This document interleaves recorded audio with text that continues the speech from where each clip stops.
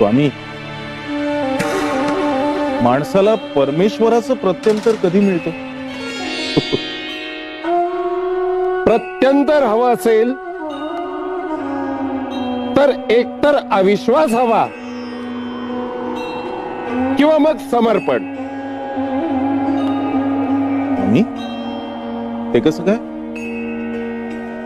समर्पण असेल तर बक्षीस म्हणून परमेश्वर भेटतो,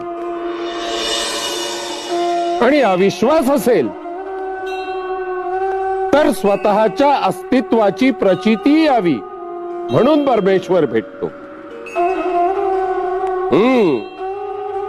पण त्यासाठी ती वेळ यावी लागते.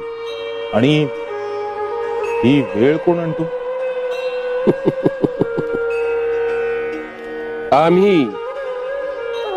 आम्ही आणतो ती वेळ.